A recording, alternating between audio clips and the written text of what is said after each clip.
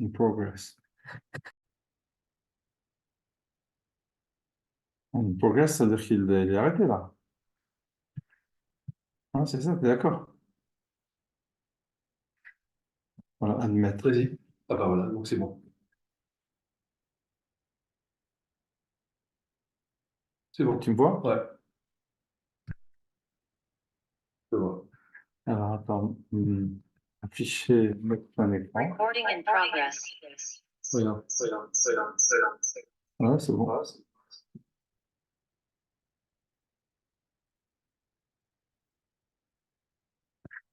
Bon, bah, c'est bon alors. N'enregistre pas maintenant. Bon, allez, on appelle Jonathan. Allez, appelle Jonathan. Prends ton courage à deux mains. Il est en Israël, j'entends. Et alors? On appelle sur WhatsApp. Non, je vais pas embêter maintenant. Mais normalement, on a une réunion la semaine prochaine. Non, mais ça va être trop tard. Ça risque d'être tard. C'est dommage. Je vais voir si je peux lui envoyer un message. Tu as son WhatsApp? Tiens, je fais. Parce que vraiment, c'est n'importe quoi.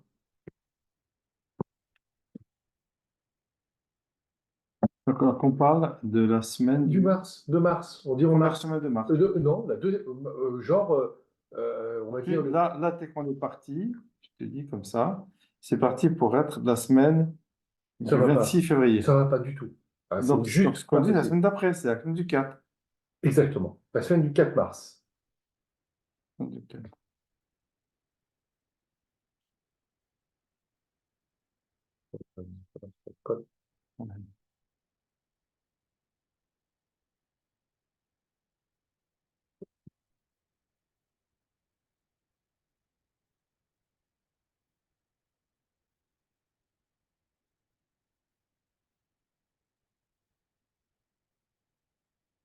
Là, on est a priori, tu vois. Est-ce que le voyage en Israël, Moi, je ne mettrai pas sous forme de question. je te connais. Pour moi, est-ce que le voyage en Israël peut être décalé? Non, mais il faut qu'il sache que c'est impossible.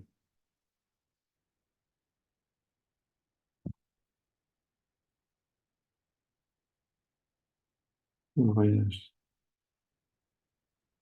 Non.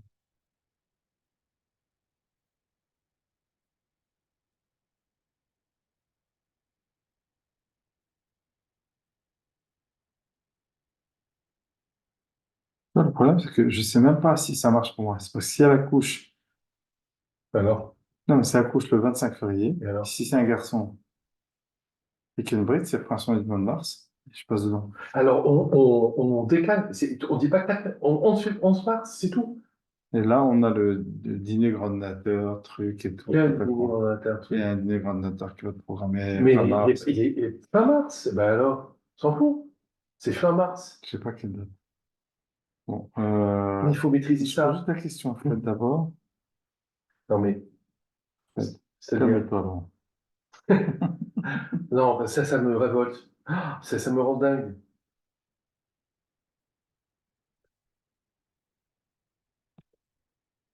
Franchement, la semaine du 12 mars, elle est topissime.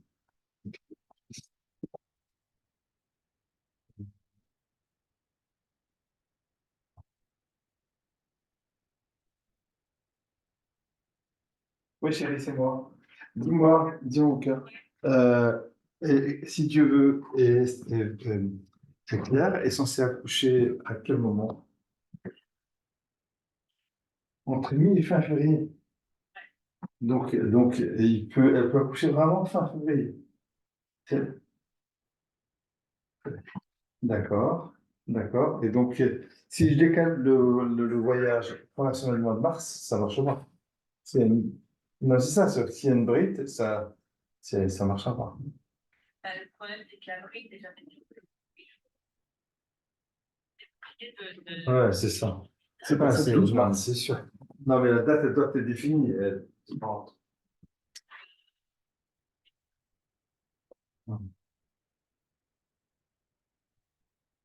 Bon.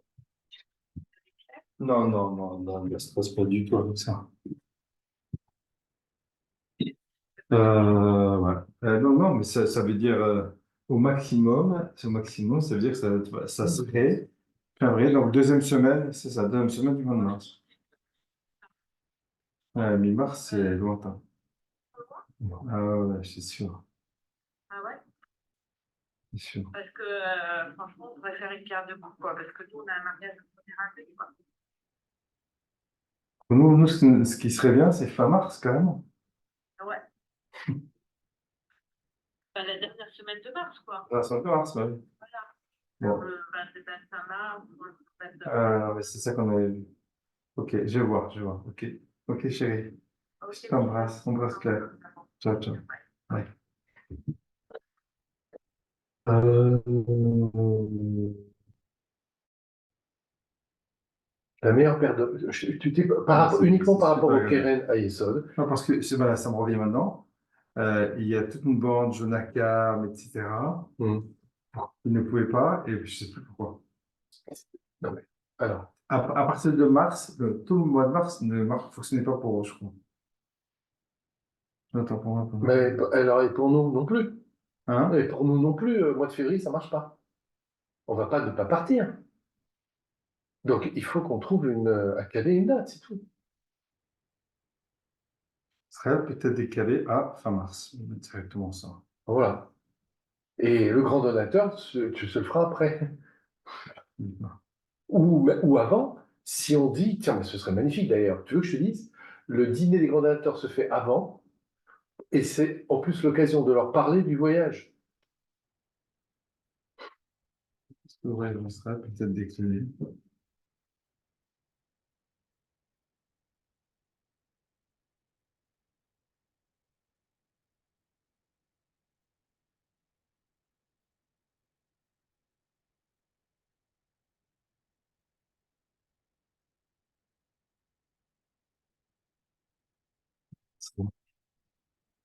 Ok, j'ai mis la bourra au frais, donc je dois sortir au dernier moment. Parce que finalement, si on ne peut pas avec eux, alors on essaie de monter un voyage entre nous. Ah, je vais pas me mettre sur 36 organisations, là, ça va. Non, non, si ça marche pas là, je ne peux pas. Hein. Par contre, j'aimerais bien, je me rappelle plus quand j'avais dit fin mars, il m'avait dit il y a toute une bande qui ne peut pas. Je ne me rappelle plus pourquoi, mais voilà. Ok, au revoir. Ok, ça, je vais faire directement là. Je vais amener une prise quand même. Je vais la chercher.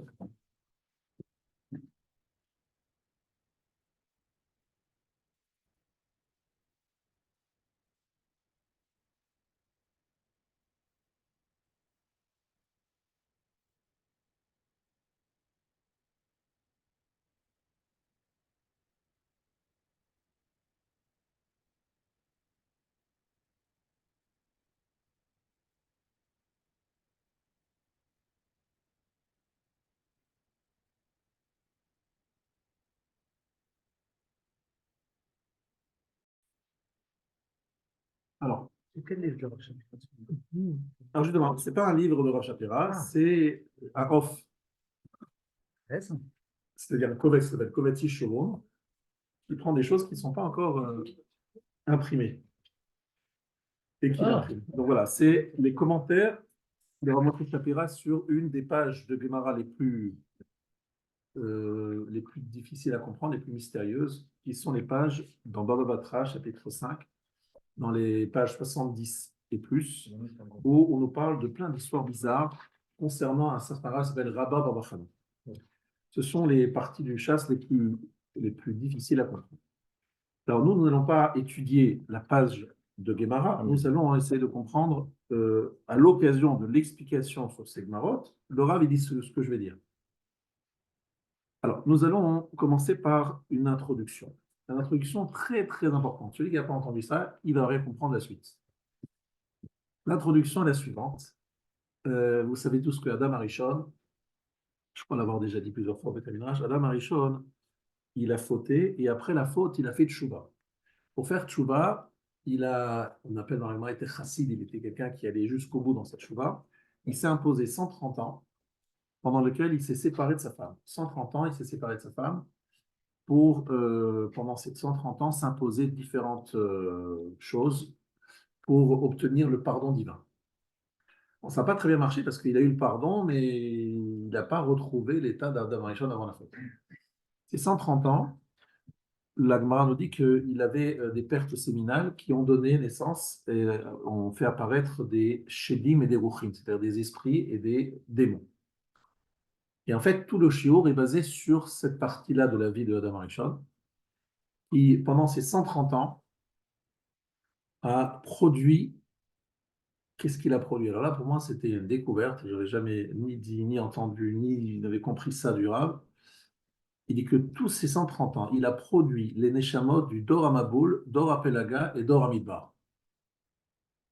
Ça veut dire que la génération du Maboul, la génération de la tour de Babel et la génération du Midbar sont toutes issues de ces 130 ans pendant lesquels, en fait, il n'avait pas de relation sexuelle, mais il avait des pertes séminales. Ces pertes séminales ont donné naissance vont apparaître des âmes. Ces âmes sont...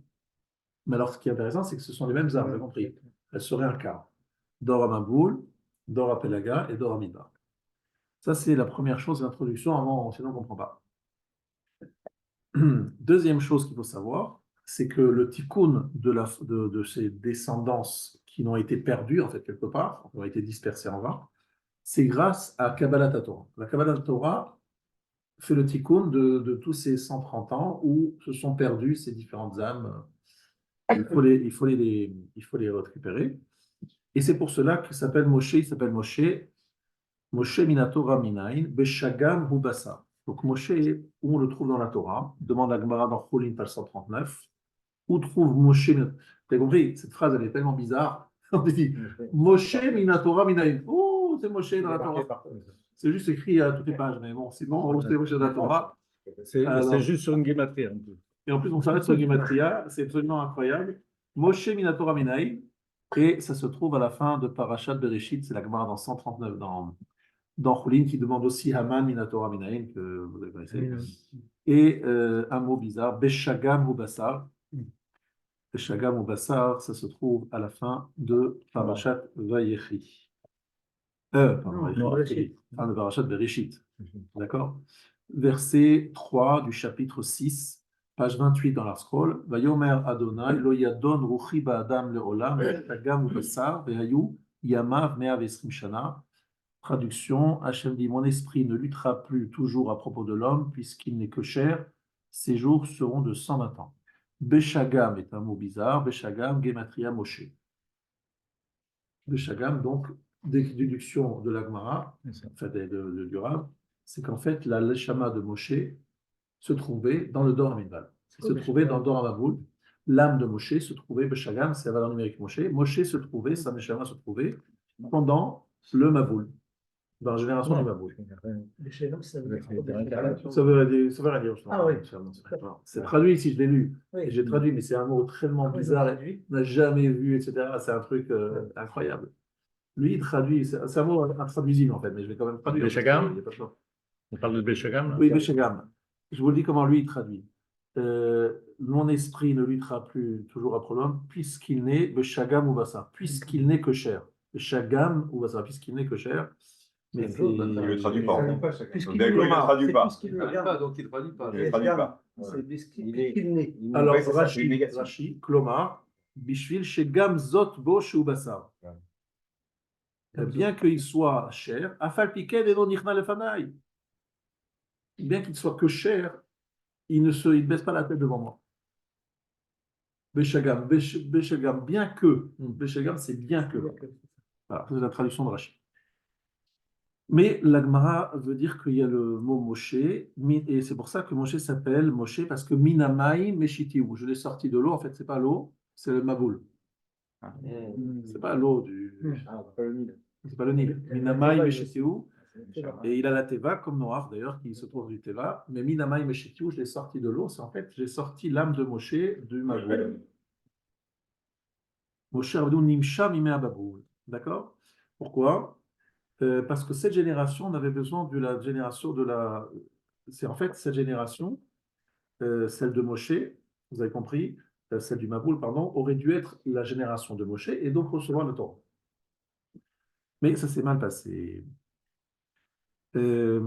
Amar Avacha, Bikesh Akadosh Baruch Hu Liten, je suis dans le Midrash. Avacha a dit quelque chose suivant. Akadosh Baruch Hu a voulu Liten Lahem Arba'a Dvarim.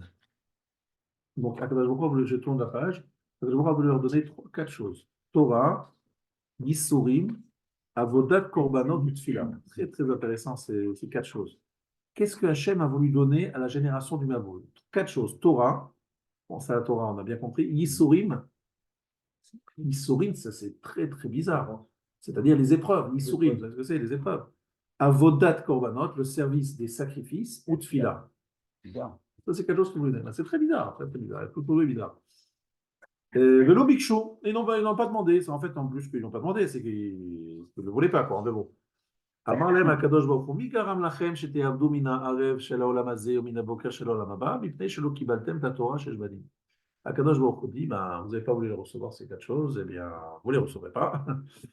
Et comme vous ne les recevrez pas, eh bien, vous avez perdu le mérite, nous dit le Rav, Ibed et Sruto, le Srutzu Avra le Dor Apelaga. Et cette chose est passée à la Dor Apelaga. Donc ici, il y a quelque chose de très bizarre qui se passe. Ça, c'est la première explication du Rav avec sa chokma, c'est de nous dire qu'en fait, comme il y a une génération qui a été disqualifiée, la génération de Maboul, eh bien, une autre génération qui va être, à qui on va proposer le deal. Je vous rappelle, le deal, c'est quatre choses, dont une n'est pas très sympathique, les Yisurim, mais bon. Torah, Yisurim, Avodat, Korbanot et Tfila. On va proposer ça à une autre génération. Genre, vous, on n'est pas Raoui, on va refaire un deal et ce sera dans la génération de la tour de Babel. Je sais que c'est assez bizarre, mais là, le Rav, justement, il se pose la question de savoir, mais pourquoi on peut passer comme ça le tour et dire, voilà, il y a un remplacement, il y a... Comme si c'était nécessaire. C'est comme si c'était quelque chose... Alors, il veut expliquer ici, le Rav, qu'il y a une corrélation, alors là, je trouvais ça magnifique, entre le Maboul et la génération de la tour de Babel. Moi, j'ai compris toujours que la génération de la tour de Babel, c'était quoi? Et qu'est-ce que c'était la génération du Maboul? C'est quoi le problème de Maboul? C'était la Tahava, la passion débridée, n'est-ce pas? La débauche. C'est comme ça qu'on a toujours compris, n'est-ce pas? C'est même le texte qui le dit. C'était quoi le problème de la génération de la tour de Babel? La déconnexion avec Hachem. On aurait pu dire comme ça, mais en fait, au niveau des midotes. Parce qu'en fait, il y a ce que la personne te dit, mais en fait, les midas qui est à l'origine. L'unité, le vol. Non, le kavod, c'est des gens qui étaient rechercher les honneurs. Mais là, c'est le Shem. Voilà, Nassel Anouchem, ils cherchaient à être des gens non. importants et ils trouvaient que Dieu les écrasait un peu. Ils ont dit, bon, non, ça suffit, on va prendre notre indépendance, on est des gens bien, on va pouvoir se débrouiller tout ça.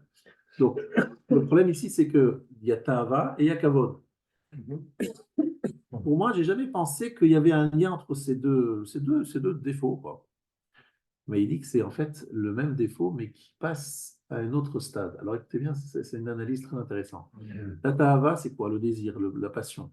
En fait, l'homme veut élargir son état, cette situation, sur d'autres choses. Prenons un exemple très simple. Vous avez quelqu'un, il a une Tahava sur une femme qui n'est pas la sienne, évidemment. Mais quel est son but? Quel est son but? Vous allez dire, c'est du désir, c'est de la passion, il a envie, voilà. En fait, derrière ce désir, il y a autre chose. Il faut analyser bien l'origine de ça. Il veut que sa metsiout, c'est-à-dire son état à lui, s'élargisse, s'agrandisse avec une autre femme, puis après encore une autre femme, une autre femme. C'est-à-dire, en fait, il veut prendre plus son ego et c'est large, et il veut tout ramener vers lui. Il veut que sa chose à lui soit plus grande. C'est-à-dire que, voilà, j'ai une femme, mais maintenant je vais avoir une femme peut-être plus belle, plus jeune, etc. Puis après, c'est beaucoup une question d'un kavod, mais associé à du désir, quoi, du désir de la passion. En fait, c'est du passion, je veux maîtriser tout ça, je veux dominer tout ça. Et en fait, je ne sais pas si vous avez fait attention, je vous l'ai déjà dit plusieurs fois, qu'un mari, il s'appelle Baal. Et l'acte sexuel s'appelle Be'ila. Et Baal, ça veut dire propriétaire. Ani Baalim. Et qu'en fait, quelque part, des éléments qui sont à l'origine de la passion sexuelle et de la volonté sexuelle, c'est la volonté d'imprimer sa force, sa puissance, montrer qu'il est le patron, qu'il maîtrise, La qu'il possession. domine. C'est une sorte de possession, exactement. La production C'est la de- possession, plus qu'encore que simplement il y a un plaisir tactile, évidemment, mais il y a une volonté de posséder. Et alors, c'est intéressant de voir qu'il veut dire qu'il y a entre le tava et le kavod. C'est quoi le kavod? C'est quoi les honneurs? J'ai envie que plus de gens me C'est la reconnaissent. même chose, c'est ça que Voilà. En fait, c'est la même chose. Je veux prendre plus d'espace. Une, c'est à travers mon désir, et l'autre, c'est à travers mon recherche des honneurs. C'est assez intéressant. Moi, j'ai jamais pensé à cette. Donc, il dit que c'est logique que ceux qui ont essayé pendant la génération du Maboul et qui ont échoué, on va leur donner une nouvelle chance avec la tour de Babel, et ils vont de nouveau échouer, mais pour en fait la même raison, sauf que ça a un peu évolué. C'est plus de la passion Plus direct, voilà, souvent matérielle, c'est une passion un peu plus spirituelle. Bon, spirituelle non, mais c'est avoir plus c'est des gens plus nobles, c'est plus noble, c'est moins, voilà, c'est moins basique comme volonté de prendre de l'espace. Aratson et Pachet, la volonté de prendre de l'espace. Et Pachet, c'est prendre, c'est s'élargir. Ça, c'est ce que dit le Rav et correspond après. aussi à l'autonomie. Pardon? Ça correspond à l'autonomie, c'est-à-dire Dieu reste là où il est, et nous on est là où on est. Et Exactement, cette volonté de chasser Dieu du monde, c'est en fait se dire, mais finalement, ça suffit, j'ai envie de prendre un peu plus d'espace, il m'écrase, il me laisse pas de place, et puis en plus, c'est écrit qu'ils l'ont fait où? Ils l'ont fait où, cette tour de Babel? Ils l'ont fait justement dans le lieu, le cimetière de tous les morts du Maboul. Parce que les morts du Maboul, ils sont tombés, comme évidemment par le principe très simple qu'on descend toujours dans la partie la plus basse. On tombe donc la Mésopotamie, la plaine de Bassora, c'était la partie la plus basse du monde. Et donc les corps sont tombés là. Donc c'est devenu le cimetière. C'est pour ça qu'il y a du pétrole aujourd'hui. Vous prenez du pétrole ça, c'est d'Irak. entendu. Ça. C'est peut-être la décomposition décomposition des corps, de tous les corps on dit ça. du Maboul. Oui, on dit ça. Et donc, ouais. Ouais. Et donc, vous avez ici, là-bas, donc, donc, il y a beaucoup de pétrole, de gaz naturel, et toutes sortes d'éléments organiques qui sont le résultat de la décomposition des corps. Alors, moi, je me permets, là, franchement, je ne peux pas écrire dans Rav Shapira, et vous pouvez contester sans aucun problème. Simplement, en ce qui concerne le lieu de la tour de Babel, c'était de dire, ça suffit, ce Dieu, il est pénible, il envoie le Maboul, il détruit les hommes, etc. On va faire un deal avec lui, toi, tu es là-haut, nous, on est en bas. Chacun pour ça, et pas Dieu pour toi, pas Dieu pour tous, mais Dieu pour toi-même, et nous, on est libres. Cette volonté de liberté, d'indépendance, et surtout de prendre de l'espace, parce que Dieu, quelque part, était leur concurrent dans cet espace. Mais je veux parler une question. Oui. C'est que dans la génération du Maboul, c'était surtout, enfin, c'était pas avec des femmes permises, c'était des femmes interdites. Donc il y avait une dimension de transgression. Parce que le fait de vouloir prendre de l'espace avec des femmes, et le kavod, on retrouve Alors, on dit chez que- les rois qui ont plusieurs On femmes, dit qui ont le kavod. que le fait d'avoir des femmes interdites, c'est encore plus excitant, parce qu'en fait, tu montres que tu es capable d'imprimer ta présence et de posséder même des choses qui te sont a priori interdites. C'est ça, c'est encore plus Ça. excitant. C'est non seulement je peux prendre tous les célibataires du monde, mais je suis capable de prendre des femmes mariées. Donc ça montre la superpuissance. Et en plus, ça excite encore plus Les os. voilà. Alors, Dora Plaga, c'est Dora Kavod, et Dora Maboul, c'est Dora Tahava. Rappelez-vous de ça, c'est le Harizal qui dit ça. La génération Maboul, c'est la génération de la passion. La génération de la tour de Babel, c'est la génération du Kavod. Les prix Etzraïm, donc toujours un livre du Harizal, mais c'est plus Shara Kavavot. Le Harizal ajoute, juste sachez que le Rav, le Harizal, il le connaissait, je ne vais pas dire par cœur, parce que je ne peux pas juger de cela, mais c'était son Rav. Parce qu'il était le Rav, c'était le Harizal. Et donc le Hari nous dit que il y a encore une génération qui est liée à tout cela, c'est les gens de Sodome. Encore un échec de l'histoire de Bereshit. Les hommes de Sodome, ça c'est par rapport à la kina, la jalousie. On rappelle qu'il y a une Mishnah qui dit Atava, la kina, Atava, la kavod, la kina, la jalousie, la Tava, la passion, le kavod, la charge des honneurs, Motsiim et Adam inaolam, font sortir l'homme du monde. Mais où on le voit? Dans Ramaboul, ils sont sortis du monde, dans Rapelaga, ils sont sortis, et chez Sodome, ils sont sortis du monde. Et pourquoi c'est la kina, la jalousie? Parce qu'en fait, la jalousie, c'est lorsque se lie la Tava et le kavod se relient ensemble. Lorsqu'ils se rejoignent, la Tava et le kavod, ça donne la jalousie. La jalousie, c'est quoi? Je veux ce que l'autre il a. N'est-ce pas? Je veux ce que l'autre il a. Donc c'est la jalousie. Et pourquoi je veux que l'autre il a? Parce que je veux imprimer Lui, il a ça et moi, j'ai pas. Mais moi, je suis plus fort que lui. Moi, j'ai plus d'espace que lui. Moi, je suis quelqu'un de plus important que lui. Vous voyez ce que je veux dire? C'est pas que je désire. Donc, il y a le désir associé à cette volonté de marquer son espace, de dominer l'espace. Maintenant, qui sont les personnes qui ont fait le tikkun? C'est Abraham. Il a réagi par rapport à la Ta'ava. Écoutez bien, parce que c'est Abraham Ta'ava, Yitzhak Kin'a et Yaakov Kavod. Alors là, il ne le développe pas. Pourquoi? Mais pourquoi Abraham c'est Ta'ava? Je crois que vous comprenez tous que Abraham c'est Ta'ava parce que Abraham c'est la générosité et que la Ta'ava c'est tout le contraire. C'est de la générosité à soi. On appelle Chessedou au propos de la Ta'ava, c'est-à-dire une générosité mal placée. Et Yitzhak c'est la Kin'a. Alors là, c'est un peu plus difficile à comprendre. On sait que Yitzhak, il a bien réussi financièrement, qu'il excitait la jalousie d'Avimelech, etc. Qu'il avait un investissement sur un, il recevait 100 fois. Donc, je ne sais pas si vous connaissez des investissements de ce niveau, ce qu'on appelle Mea Shearim. Le quartier de Mea Shearim, c'est tout le contraire. Il n'y a pas l'air d'avoir la richesse là-bas, mais c'est d'origine, c'est la Torah qui Mea Shearim, en Israël. Donc, il a beaucoup excité la jalousie de ses pareils qui Avimelech lui dit on n'en peut plus, tu prends trop d'espace. Les gens disent il vaut mieux les excréments des animaux de Yitzhak plutôt que l'or de Avimelech. Ça, ils disaient les gens. Alors Avimelech, il n'en pouvait plus. Il dit oulala, on prend trop d'espace, monsieur. Donc il a dû s'exiler. Vous avez vu, vous vous rappelez, c'est un moment de Shabbat matin, ils ont le secret de ça, mais en fait, Yitzhak, c'est dans chez les Philistins, les Pélistines, les Philistins, il est là-bas, il excite la jalousie de ces gens-là. Et Yaakov, c'est par rapport au kavod. Alors là, c'est un peu moins facile à comprendre, un peu plus difficile, pardon. Yaakov, c'est par rapport au kavod, donc lui, il va remettre en place le kavod Hachem. Lui, c'est celui qui va installer la shrina, etc. Donc il va mettre le kavod à sa place. Mais il y a beaucoup plus que ça, mais je pense que ça demanderait, un shiur au moins. Et le Rav le développe le pouvoir. Mais comme ce n'est pas le sujet principal du shiur, je voulais juste le citer. Et le Rav d'ailleurs ne le développe pas ici. Vous remarquerez que les gens de Sodome ont été détruits par le feu, que la génération de Moul par l'eau, et le Dor Apelaga, on les a dispersés. Donc c'est ces trois réactions qui correspondent chacune, Mida, Kenegen, Mida. Et pourquoi l'eau correspond au Dor Amaboul? Alors là, on va commencer à entrer dans le vif du sujet. Attention, attention. Alors, depuis très longtemps, je vous répète, Rabash, et je vous le dis au nom du Maharal, et c'est quelque chose que le Rav nous rappelait sans arrêt, c'est la notion de Soura et de Chomer, ça on va dire. Donc je rappelle, Chomer, c'est-à-dire le matériau, et Soura, c'est la forme. Ce qui représente le plus le monde matériel, le niveau le plus bas, c'est l'eau. Parce que d'abord, on sait très bien que l'origine même de l'existence sur Terre, c'est l'eau, H2O. C'est la base de toute vie. Lorsque vous cherchez sur une planète, savoir s'il y a eu une vie, c'est l'eau. C'est là qu'a commencé toute l'histoire. Mais aussi, l'eau prend la forme de tous les lieux dans lesquels on la place. Donc, par exemple, dans ce verre, il y a la forme du verre. Si c'était dans la bouteille, la forme de la bouteille, etc. C'est-à-dire qu'il n'a pas de forme. C'est quelque chose qui prend la forme de l'endroit où elle est. En clair, elle n'a pas de forme.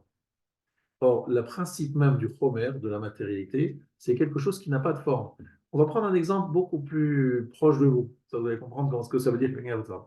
Quelqu'un qui réagit toujours en fonction de ses désirs. Il a besoin de quelque chose, il a envie de quelque chose, il prend. Il se le fait, il se le prend. Il voit une femme, il saute dessus. Il voit une belle voiture, il saute dessus. Il prend, il prend. Qu'est-ce qu'il a? Est-ce qu'il a une forme? Est-ce qu'il y a une logique dans sa vie? Non, il prend en fonction des excitations, des sollicitations extérieures, il réagit. Donc c'est comme l'eau, c'est en fait. C'est du laisser aller. Non, c'est pas seulement laisser aller, c'est qu'il prend toutes les formes, c'est en fait il n'en a aucune. Oui. C'est vrai, il n'a pas de forme, il n'a pas de direction. La direction, c'est. Voilà. Non, en fonction des sollicitations extérieures qui le touchent, il dit ah, très bien, je vais prendre ci, je vais prendre ça, je vais faire ci, je vais faire ça. Il n'y a aucune logique, il n'y a aucune construction, c'est purement une réaction. Voilà.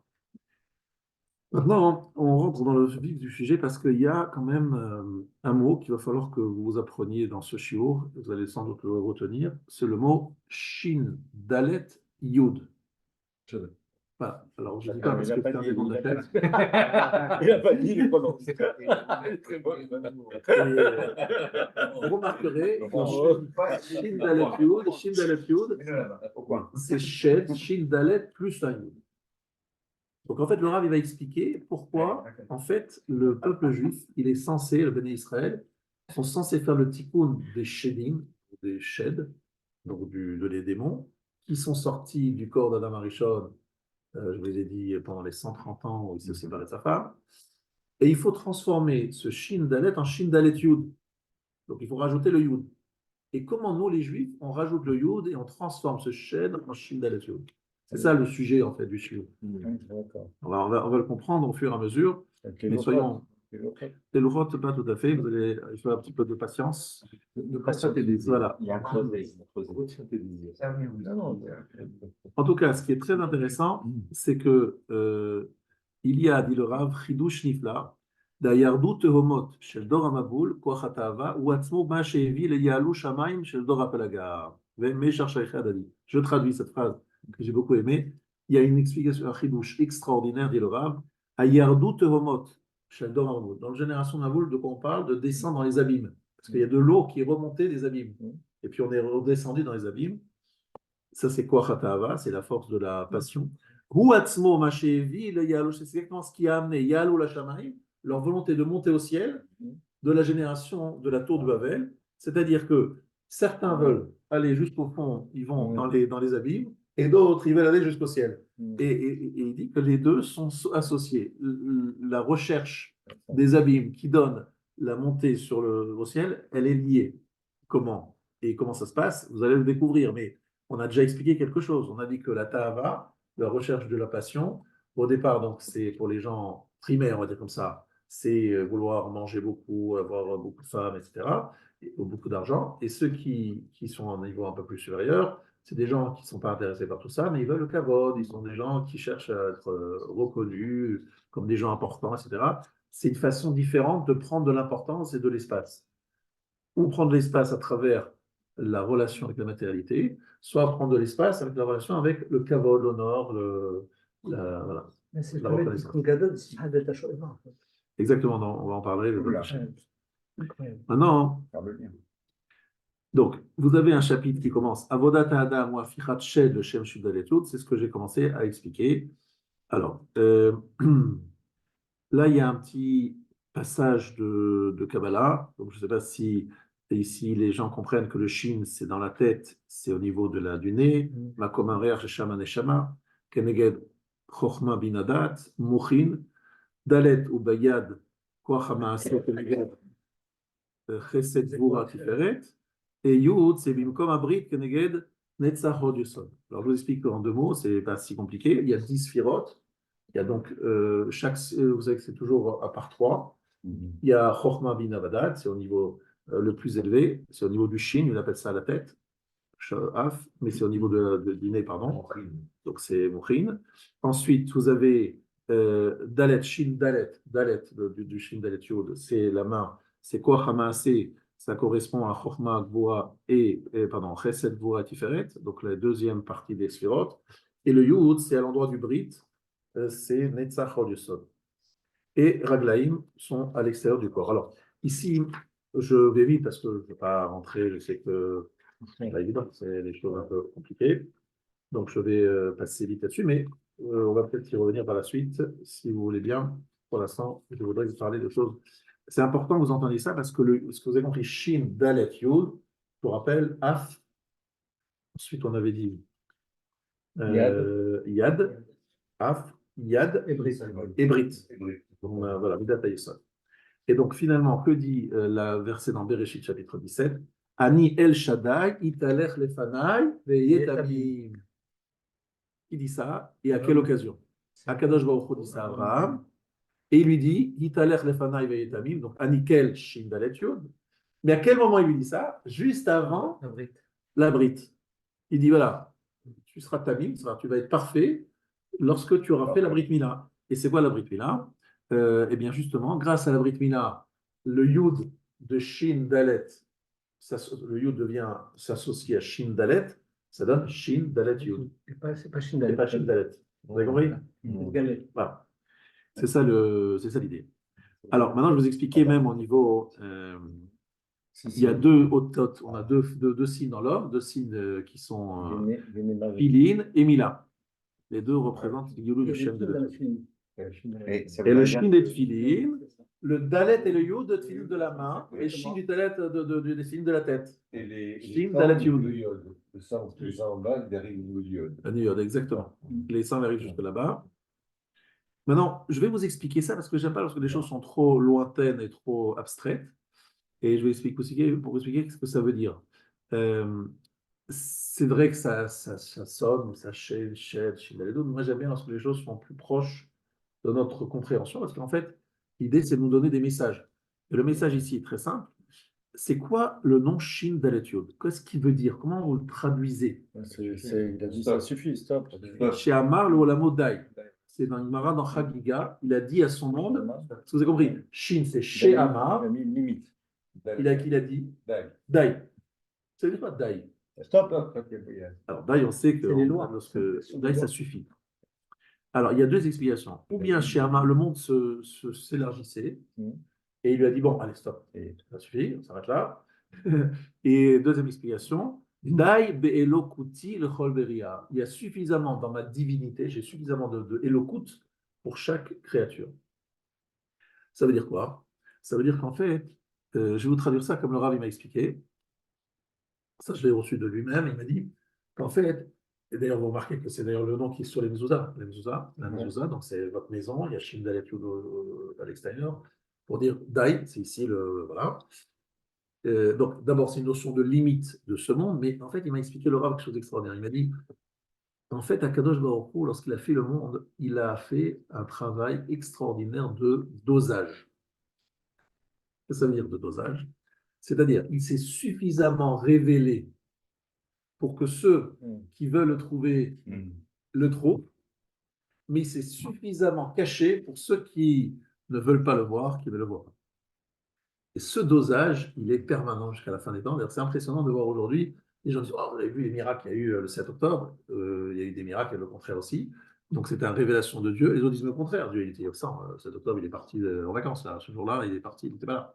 C'est intéressant de voir comment, jusqu'à aujourd'hui, il y a des gens qui voient Dieu partout, et il y a ceux qui disent, mais il est nulle part, hein, et encore plus depuis 7 octobre. Donc on peut dire, en fait, il y a ces deux approches, parce qu'Hachem, il a fait en sorte de doser d'une façon très, très précise sa révélation. Dai be'elokuti l'chol. J'ai suffisamment d'élokut, de divinité dans chaque créature, pour que vous me trouviez si vous me cherchez, mais aussi pour ne pas me trouver si vous ne voulez pas voir. Mais il a fait varier ça, puisqu'il s'est révélé à un moment donné. Bravo. Alors, à part au moment de Yetzer Mitzrayim, comme tu sais très bien, au début de Vaïra, c'est écrit et je me suis jamais. Exactement. J'étais avec Ah, elle. bah, Mais ça maintenant, va, Yud non, Kevavke, là, c'est différent. Ouais. Mais après, de nouveau, hop, il referme les rideaux. Et Aster, Astir et Pana, il va dire, oh, je vais me cacher, dit Akadosh Baruch Hu. Donc, il dit clairement qu'il va se cacher. Il a fait des prophètes. Voilà. En tout cas, on retrouve donc dans le Tfilin et dans la Mezouza ce principe de Shin Dalet Yud. Alors, ce que veut dire le Rav, Dayu Gam Lashon Hefsek, Gam Lashon Sipuk, Hefsek coupure, ça s'arrête là, et suffit. Il y a suffisamment de divinité dans ce qui a été défini, ce qui a été montré. Alors, maintenant, comment ça va se passer? Je dois faire une petite parenthèse. Je me permets, moi, de faire une greffe dans ce chiot, en rappelant ce que j'ai déjà dit par ailleurs sur la notion des 130 ans, où j'ai posé une question très simple, mais très forte, mais ce n'est pas ma question, c'est la question de Rav Goldwasser, qui est la suivante. Le chiffre 130 se trouve apparaître dans... Pardon? Plein de fois dans les présents qu'on fait tous les Nessim, 130, on trouve, Alors, on trouve 130 déjà avec la naissance de Moshe qui est née quand elle avait 130 ans. lorsqu'elle avait 100 ans. Je reconnais. Mais c'est vrai qu'on l'appelait Bat Lévi, la fille Lévi. Alors, une jeune femme de 130 ans, vous avez connu, vous connaissez, vous, une jeune femme de 130 ans à une Elle a période. rajeuni. Elle a dit qu'elle a rajeuni. Elle a rajeuni, voilà, elle a rajeuni. Maintenant, à quel âge elle a eu Myriam et à quel âge elle a eu Aaron? Eh ben, elle a eu 7 ans avant Myriam, C'est et 3 ans avant, 6 ans avant et 3 ans avant. Donc 124 et 127 C'est ans. ça. Et là, vous dites qu'elle n'a pas rajeuni. C'est ça. C'est comme bizarre quand même. Pour Moshe, elle a rajeuni. Pour avoir Yocheved et Myriam, elle n'a pas du tout rajeuni. Alors, non, pas Yocheved, on va voir Myriam et Aaron, elle n'a pas rajeuni. Alors, expliquez-moi la différence entre 127 et 130 ou 124. Pour moi, à partir de ça, elle a voulu rajeunir. Alors, 124 ou 123? Oui, d'accord, peu importe. Non, En parce tout que cas, on n'est pas un an de près. Ouais, non, mais c'est intéressant de dire qu'elle a eu 127, parce que 127, c'est le nombre d'années de la vie de Sarah. D'accord. Donc c'est ça. D'accord, mais en tout cas, 123, et 123, c'est l'âge qu'avait Isaac quand il a béni ses enfants. Alors, ce qui est très intéressant ici, c'est qu'en fait, on veut nous expliquer qu'à 130 ans, il y a une sorte de renouveau de Yocheved qui va donc je vous avais expliqué ça déjà, vous le savez, que c'est les mots que dit Yaakov. Yemei shnei megurai, shloshim u'me'at shana, me'at veraim hayu yemei shnei chayai. Devant le Pharaon. Devant Pharaon, il dit, j'ai 130 ans, elles sont peu nombreuses et elles sont mauvaises. Raïm. Maintenant, le mot ra, il a été utilisé dans la Torah à un moment précis. Et je vais voir si vous allez le trouver. Ra. C'est vrai. Et à un autre moment, Après? Après? non. Quand il a détruit, là. Attention, vous devez voir la Torah. Tovara. Non, non, non, non. Mais vous êtes quand même, c'est pas faux ce que vous dites, mais c'est pas. Alors, je vous donne un petit élan, c'est avec Yehuda. Vayi-er bechor Yehuda, Ra be'ene Adonai, vayimiteu Adonai. Er, Il faisait le mal. qui faisait le mal, c'est quoi qui faisait le mal? C'est qu'il perdait sa semence en vin. Ah, on rejoint Adam Arishon. Er, Ra. Ouais, c'est ça. Er et Ra, c'est le même mot, mais ça veut dire on utilise le mot Ra pour désigner cette faute qui représente la masturbation, sa perte de semence en vin. Or, le Harizal nous dit que Yaakov Avinu, justement, il a voulu faire le tikkun, la réparation, de ses 130 ans de Adam Arishon, et c'est pour ça qu'il appelle ces jours-là Me'at Veraim Ayo Shomei Chanai, parce qu'il fait allusion au fait que pendant ses 130 ans de vie, lui, Yaakov, il a fait le tikkun des 130 ans de Adam Arishon, où il a perdu sa semence en vin, puisque lui, Yaakov, au contraire, il n'a perdu aucune semence en vin, qu'il a fait toutes sortes d'un travail incroyable, et qu'il a récupéré cette faute d'Adam Arishon. Vous vous rappelez qu'Adam Arishon, il a fait plusieurs fautes, à part celle-là. Il a fait Avodah Zara, Gilui Arayot et Shvichut Damim. Voilà, rien que ça.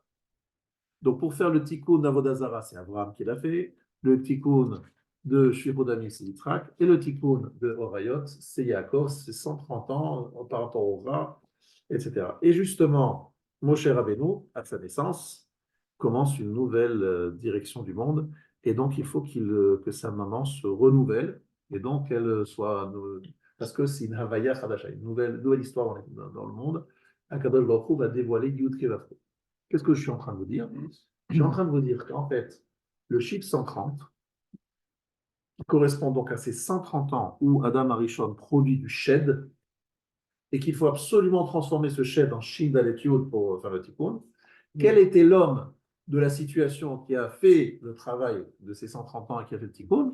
C'est Yaakov Avinu qui, pendant 130 ans de vie, Me'at Veraim, il a fait le travail de ce tikkun de la faute d'Adam Arishon pendant ces 130 ans. Et après, il a eu encore 17 ans de vie, qui s'appelait Tov. Alors là, c'était Tov. Tov, c'est la valeur numérique 17. Pendant les 17 dernières années de sa vie, il est au top. Il y a zéro problème, il y a pas de problème. Il a fait le tikkun de ses Raïm, de ces années de... Et Moshe Rabbeinu, qui vient après justement ce travail, il naît d'une femme qui a 130 ans et qui à 130 ans se renouvelle, devienne comme une jeune fille, comme pour nous dire que finalement le travail a été fait, qu'on peut commencer une nouvelle histoire, puisque maintenant on a résolu le problème. Effectivement, on trouve 130 dans la construction du Mishkan, avec les carottes, les assiettes qui doivent faire 130, de poids de 130. 130, comme dit Rachid là-bas, les 130 ans, ou Moshe, Adam Arishon, c'est séparé de sa femme.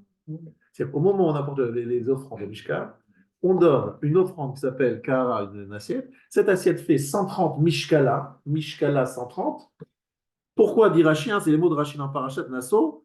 Al-Shem Shemi Toldot le Kiyum Haolam Ben Mea Veshloshim Shana Ya. Parce qu'Adam Arishon a eu 130 ans lorsqu'il a donné naissance à Shem. C'est pour cela qu'on apporte au Mishkan une assiette qui fait 130 de poids. Alors tu dis, mais franchement, quel rapport? Parce qu'on est en train de faire le tikkun de la faute d'Adam Arishon. Non, quel rapport avec Mais Mishkala, c'est une Mishkala, attention. Vous savez que Mishkala, c'est un jeu de mots. Oui. Mishkala, c'est son poids. Mishkala, c'est le poids, c'est écrit là-bas. Alors, Mishkala, c'est même He, il y a deux lettres. Celle, la première lettre et la dernière, même He. Et au milieu, il y a le mot shekel. Alors, ça correspond à quoi? Eh ben, mas, Shekel, c'est shekel, gematria, nefesh. Shekel, c'est la même valeur numérique que le mot nefesh. mas, c'est Adam. Et ma, c'est Adam. Ça veut dire quoi? Ça veut dire c'est le tikkun, un nefesh shebetoch Adam, kasher Adam arishon olid begi me'ao shoshit, imoto et Quel tzadko. rapport avec le Mishkala?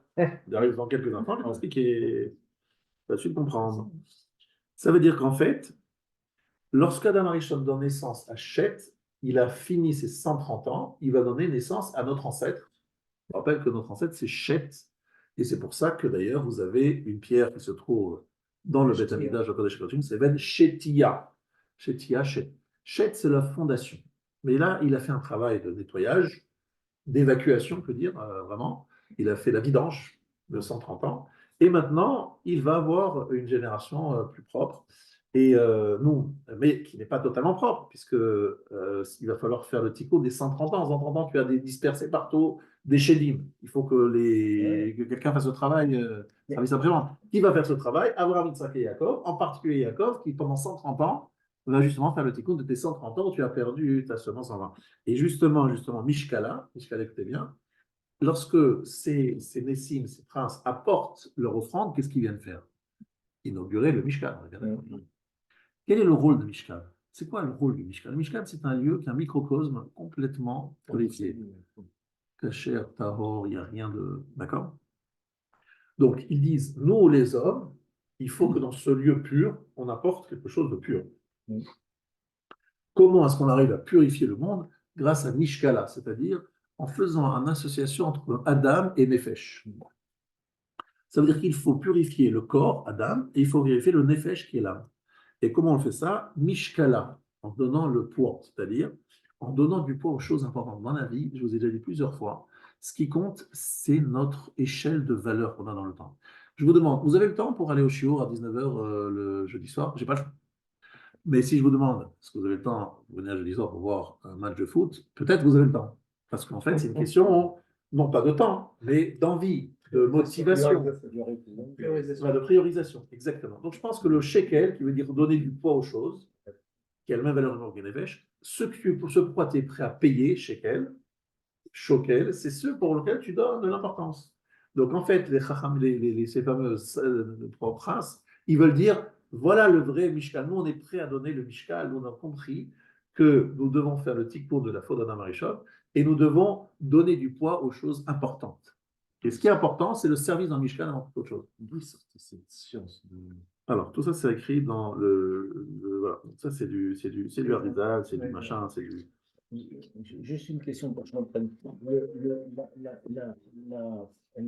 Le fait qu'il émettait sa semence, c'était pas volontaire, c'était pas dans Adam Arishon, c'est de la perte involontaire ou volontaire? C'est la perte involontaire, mais qui a été, qui est devenue nécessaire suite à la faute. Donc en fait, comme tu as fauté, les conséquences de la faute sont cette perte volontaire pour pouvoir obtenir la teshuva. Involontaire.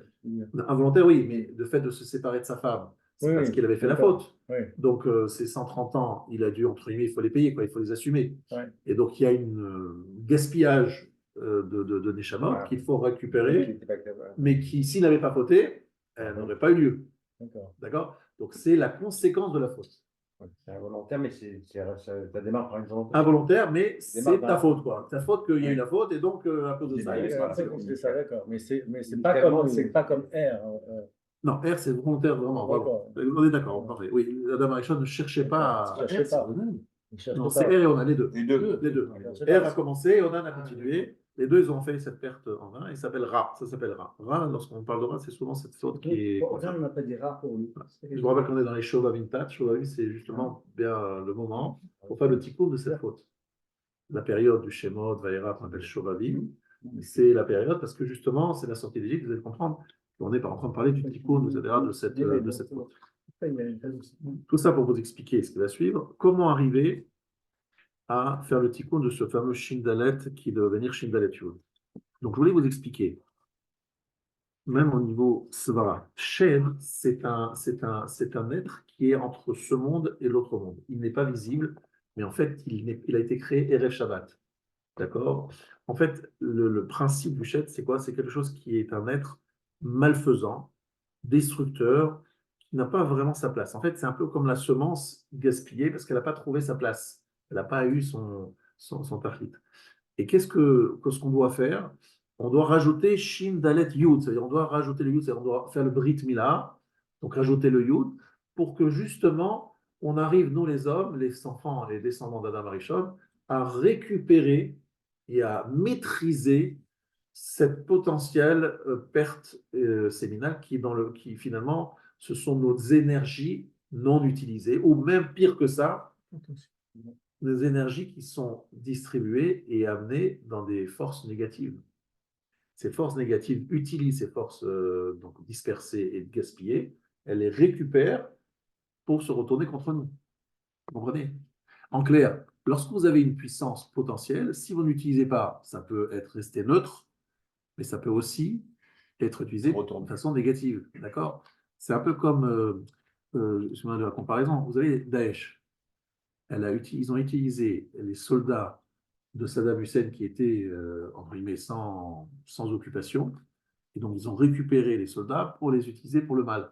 Il avait une force de guerre qui n'était un peu livrée à elle-même. Et donc, ces gens-là ont été récupérés pour aller servir. Des forces qui sont comme ça en l'air et qui ne sont pas utilisées sont dangereuses parce qu'elles tombent rapidement dans le Hamas. Ce sont des personnes qui ne sont pas utilisées, qui ne sont pas orientées dans le bien, qui vont prendre ces forces dans le côté négatif.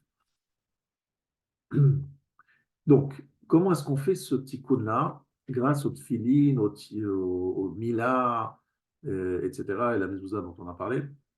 Alors, écoutez bien la suite. C'est là qui va être le plus intéressant, c'est la suite. Vous allez comprendre quelque chose. Sod paro ou sheamar li yori vani asitin.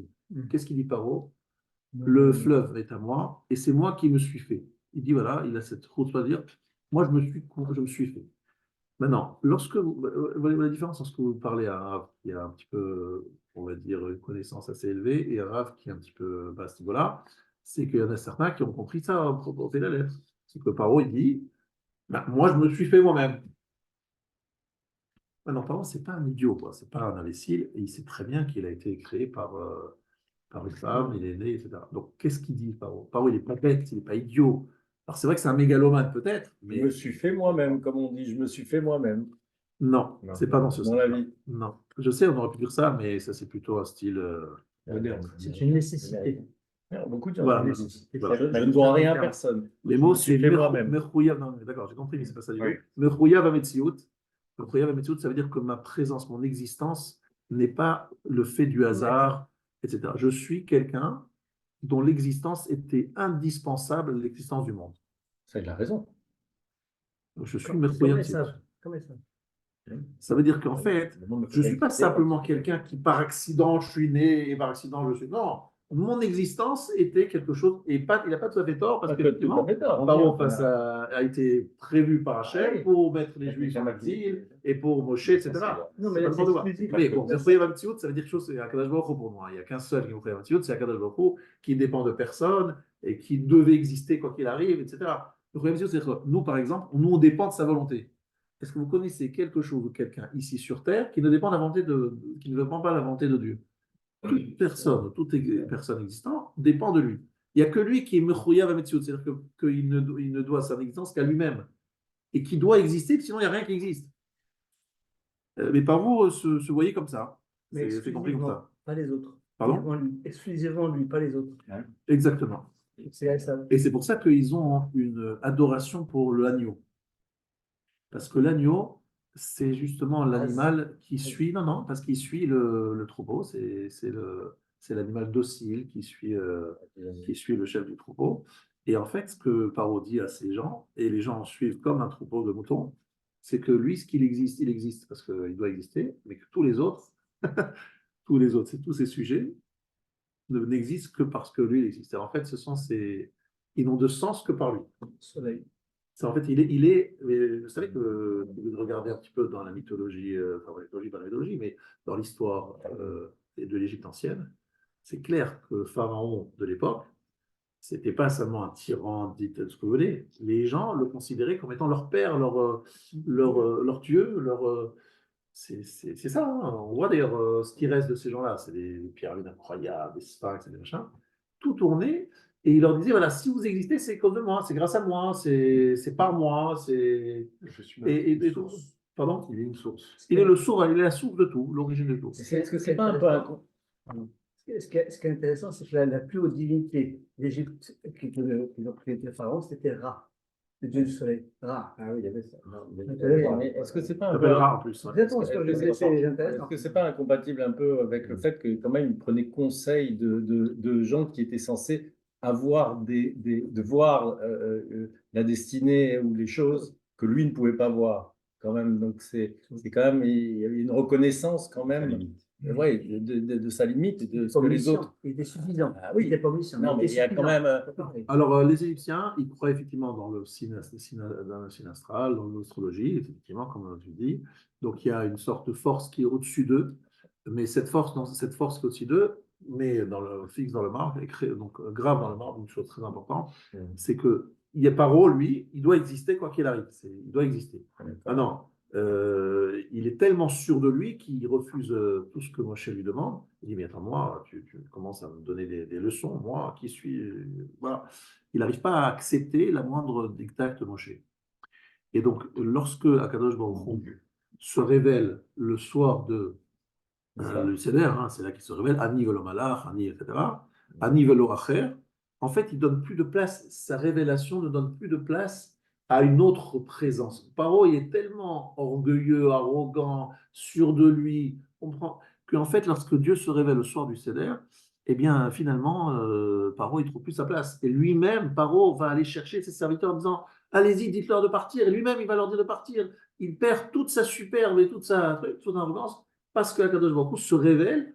Et là, il comprend qu'il n'a plus aucune maîtrise. Et ça s'appelle l'El Shimurim. Et de quoi on est préservé ce jour-là? Des Mazikim. Parce que ce jour-là, les Juifs ont compris, grâce aux 200 qui sont de Pessah et Mila, que Shin Dalet est devenu Shin Dalet Yud. Comme Shin Dalet et Shin Dalet Yud, il n'y a plus de Shedim. Voilà, je revis grâce à ça, parce qu'en fait, ce dévoilement montre que, tout simplement quoi? Ça veut dire qu'en fait, jusqu'à présent, Akadosh Baruch Hu ne s'était pas révélé à ce niveau-là. On ne le percevait pas comme ça. Ce soir-là, c'est une relation incroyable qui a fait que le clan d'Israël, mais pas seulement le clan d'Israël, tous les Égyptiens, et Paro en premier, a compris que tout simplement, il avait fait fausse route et qu'il n'était pas un Mechoyav HaMetzvot, qu'il dépendait, il avait peur pour sa vie, et donc il a compris finalement sa dépendance. Et la notion de télé, c'est ce qu'on prend pour le Korban Pessah, pour nous dire qu'en fait, on a véritablement fait la shrita de cette approche selon laquelle tous les Égyptiens, le monde entier, pas seulement les Égyptiens, le monde entier devait dépendre de Pharaon comme étant le chef le berger ou le chef du troupeau que tout le monde devait suivre. Lui, il disait à son peuple, vous voulez vivre, il faut être à mon service. Ça veut dire que le moment du Yud, c'est le moment juste avant la sortie où on À a fait l'instant la même de la... Voilà, exactement. On a fait la Brit, le Mais on- soir du Seder, on avait quand même- et le Pessah, exactement. Mais au moment du Yosef, il n'avait pas fait la brite à toute l'Égypte et pour qu'il soit Alors, pas différent effectivement. des Hébreux. Exactement. Ça Et s'est après, fait ça au s'est moment- perdu. Après, Sauf chez ça les s'est Lévites, perdu. c'est ça. Ça s'est perdu. Il ne faisait pas le Brit Mila, et c'est pour ça qu'il a fallu faire le Brit Mila le soir du Seder, effectivement, d'un Pessah et d'un Mila. Et ce Yud ajouté dans la Brit Mila fait cette différence entre les Égyptiens et nous, et surtout fixe le nom d'Hachem Chotam Od Brit Kodesh, cette alliance forte se révèle, etc. Et surtout, on comprend que Shé devient Shidaledut, c'est-à-dire en fait les Juifs qui étaient très impressionnés par cette force, mais qui n'était pas finalement un chomer sans tsura, c'est-à-dire une force qui allait un peu dans tous les sens. Là, ils prennent une direction, Akadosh Baruch Hu se révèle, ils se deviennent Shidaletut. Chez Amar Lolamodai, là, ils voient combien Akadosh Baruch Hu est dans son monde. D'accord? C'est Akadosh Baruch Hu qui le dirige et qui met des limites. Mais c'est quand même bizarre parce que, en fait, comme tu l'as très justement dit, au début de Baera, l'Éternel, il dit, je me suis révélé sous le nom de ce nom-là au patriarche, Ouais. mais pas sous le nom de Yud-Kevavke. Et donc, la sortie d'Égypte, c'est plutôt la révélation du nom Yud-Kevavke que le nom Shin Dalet Yud. Et là, on a l'impression, enfin, si j'ai compris, Non, non, que mais c'est tout à fait ça. Exactement, exactement, exactement. Ça veut dire qu'en fait, la révélation Shin Dalet Yud était révélée pour Abraham, Yitzhak et Yaakov. Elle n'a pas été révélée pour le monde entier. Mais en plus de Shin Dalet Yud, c'est révélé Yud Kevavke au moment des Makot déjà. Ça, c'est le moment des Makot. D'accord. Yud Kevavke, c'est déjà au moment des Makot.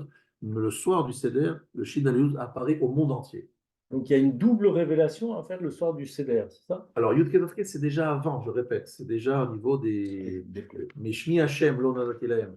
Cette révélation de Shmi Hashem, elle a été commencée avec les premières Maccas et elle s'est continuée avec la soirée du Seder. Et comme on va le voir, elle va continuer à se révéler avec Kriyat Yamsuf.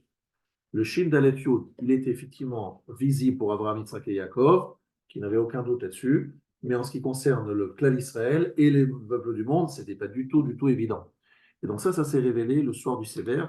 Et ça s'est confirmé au moment du passage de la mer, où Akadosh Baruch Hu les a envoyés, les Égyptiens, dans l'eau. Alors cette eau, comme j'ai déjà dit plusieurs fois, c'est en fait l'eau du Maboul. Parce que comme c'est les réincarnations de l'époque du Maboul, ils retournent dans l'eau du Maboul, en fait, en rentrant dans Yamsou. Mais les Juifs, on dit à propos d'eux que Ne'ermu Maïm. Alors là, c'est un mot sur lequel je voulais un peu m'arrêter. Ne'ermu Maïm. Vous vous rappelez cette phrase? C'est dans la Shira. Dans la Shira. Mais Ne'ermu Maïm, c'est intéressant. Comment vous l'avez traduit, Ne'ermu Maïm? Comment vous le traduisez lorsque vous lisez? Non. Ce sont Non. Soulevé. soulever. Arema. Arema. Arema, c'est Un une tas. un tas. Et quelle est la traduction de Onkelos sur Ne'ermu Maïm? D'accord? Du carburant. C'est pour m'étendre un peu.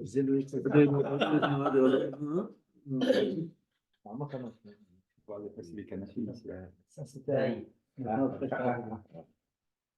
Alors, Ne'ermu Maïm, c'est écrit dans le Colosse, c'est Chakimu Maya. L'eau est devenue intelligente. Alors, c'est un peu bizarre parce que la chanson Arum, rusé, le serpent.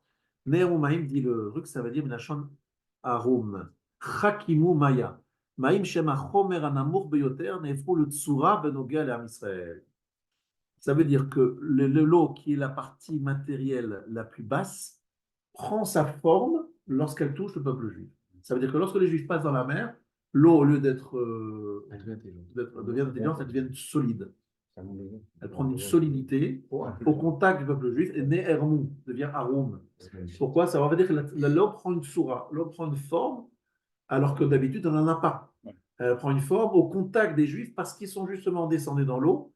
Au moment où les autres tombent dans l'eau du Maboul et retombent dans l'eau du Maboul, en fait, les juifs qui eux aussi étaient dans le Maboul viennent passer via Bashabat Ochayam, ils vont sortir de l'autre côté et ils vont être sauvés du Maboul. Ils s'en sortent de la Ta'ava, en fait. Voilà, ils sortent de la Ta'ava, parce que la Ta'ava, c'est quoi? C'est aller n'importe où, etc., se disperser et réagir à des sollicitations.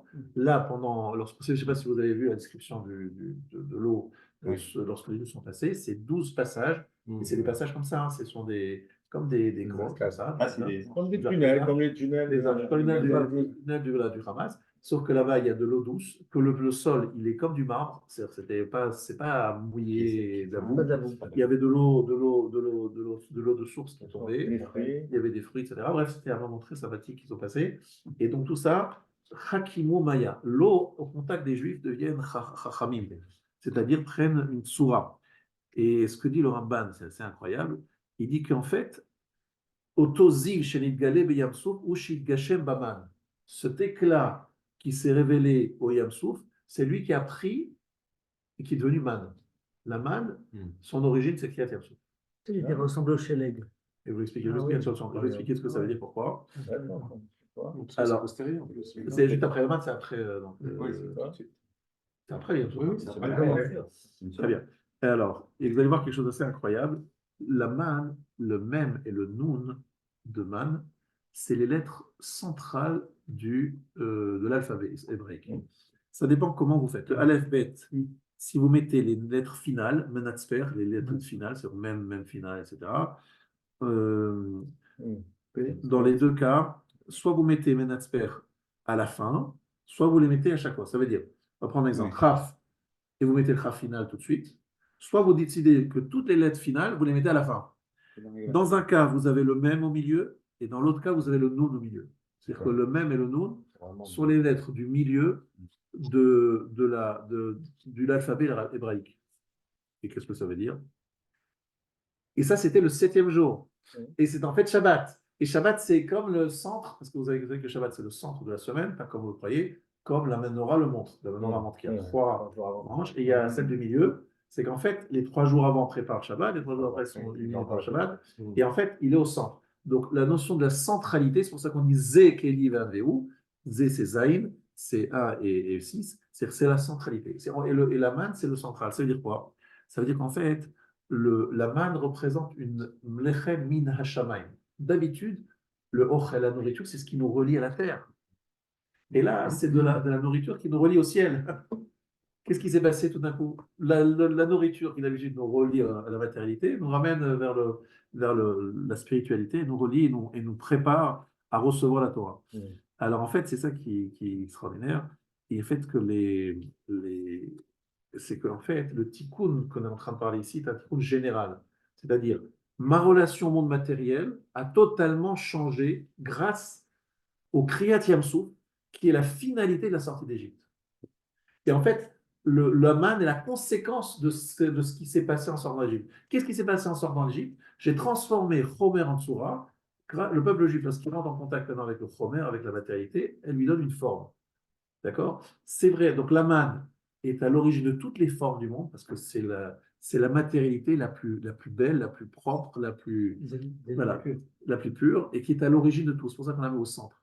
Elle est au centre, ça veut dire elle irradie tout le reste. Parce qu'en fait, elle est le pain qui vient du ciel. Parce que même lorsque vous mangez, par exemple, du pain, ça vient lechem min haaretz, mais ce qui vous donne votre vitalité, c'est ce qui est lo ala lechem levado yichye adam, et là, al kol motza pi Hashem yichye adam. Vous voyez ce passouk, c'est un passouk qui se trouve dans Parashat Ekev. Vous ne vous rappelez pas de ce passouk? Non, ce passage n'est pas dans Birchet Amazon, mais la bracha de Birchet Amazon, la mitzvah de faire la bracha. Est-ce que vous avez cette connaissance? Dans lequel tu dis? Je suis dans Ekev. Alors, Amachilcha man bamida. Ça, c'est facile. Mais qu'est-ce qu'il nous dit sur. Voilà, c'est ici.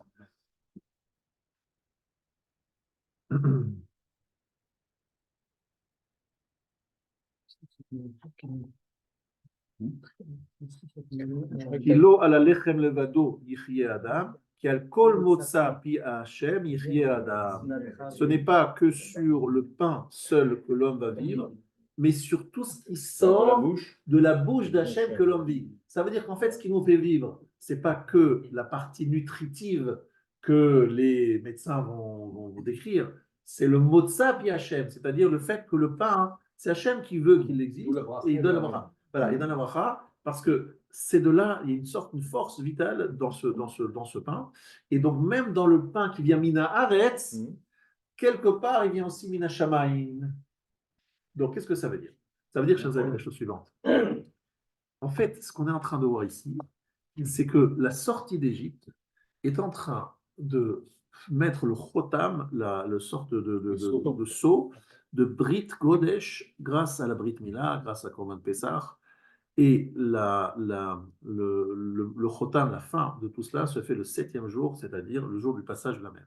Parce que ce jour-là apparaît devant tout le monde le fait que le peuple juif a changé de paradigme. Il a changé de repère. Jusqu'à présent, le peuple juif, c'était comme tous les peuples, on était, on va dire, mangé par la matérialité, et on était quelque part, on prenait la forme des endroits dans lesquels on était. Maintenant, le peuple juif, il a une soura, une forme, une direction dans la vie, et c'est pas lui, il ne se laisse pas, entre guillemets, manger par la matière, c'est lui qui donne la forme à la matière. Lorsqu'il passe dans la mer, tout devient solide.